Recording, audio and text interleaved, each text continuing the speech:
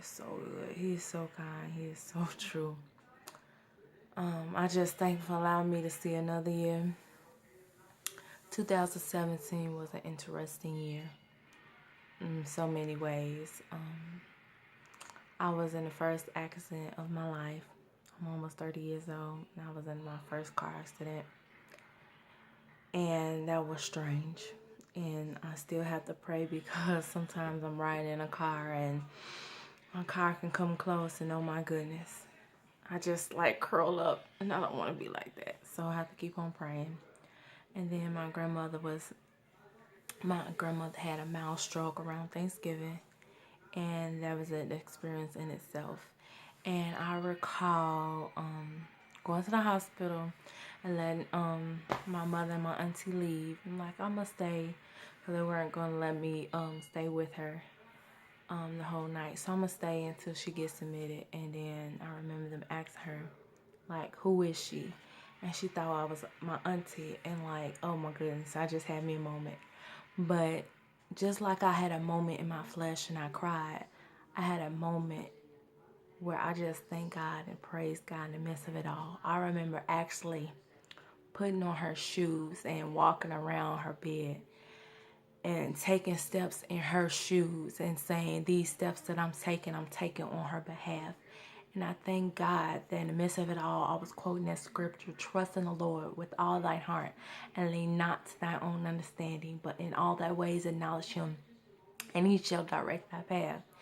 And so it starts with trusting God, and you trust in the Lord with all your heart, like withholding nothing. If you're going to trust God, and lean not to your own understanding. So what you're thinking about that situation, oh no, it goes out. God overrides that. How God views this situation, that he is the healer, he is the waymaker, he is the heart fixer, he is the mind regulator. So that overrides everything. So I won't lean on to my own understanding, but I'm acknowledging God in this. And I just wrote that whole scripture down as I'm walking in her shoes, and I thought about it, that the hospital that she was in was the same hospital I was born in, and the same hospital that my mother went to when she was 5 months pregnant, and she almost lost me. But one doctor wanted her to abort me, but another doctor said give her a chance. And I thought in that thing that I was feeling this fear and concern for my grandmother. But I thought about this. I said, I've been in this place before. I've been in this hospital before. And all I know about the hospital is life. And so in spite of how the hospital looked, in spite of how things seem, in spite of how the situation looked, I looked at that situation in the history that God had for me there. And I said there was life. That's the only history I had with the hospital, so I spoke life, and I thank God for just blessing my grandmother, that today is her 93rd birthday, and she's doing so much better. I know she has a long way to go, that there's still progress to be made, but I still trust God to bring her out the more. And I thank God for not letting me be down too long. That, yeah, I got down. Yeah, I went mighty low, but God brought me out. And I just thank God for being God, and I'm excited about what God has in store for me and what he wants me to do in this season. I want to be bold for him like never before, because I need God every minute, every second of the day.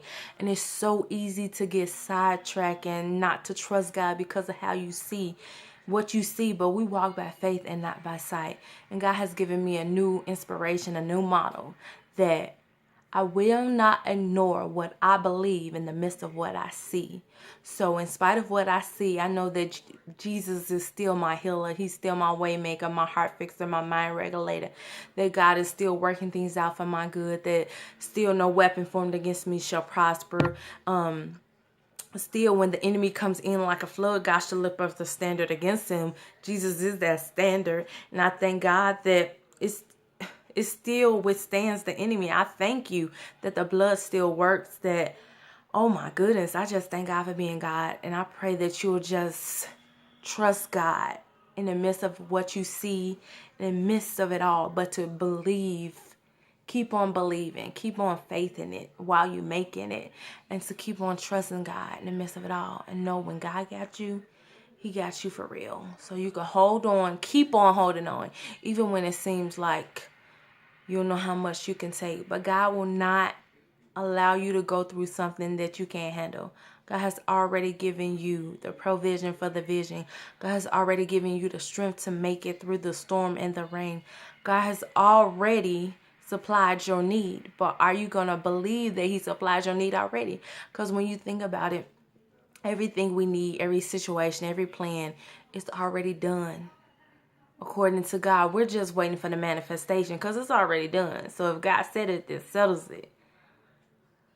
God is not a man that he could ever lie. Not one word returns to him void. So if you're going to trust God, you ought to trust God. And to know when God got you, he got you for real. So keep the faith in spite of what you face. God still got you. He still got you. Be blessed.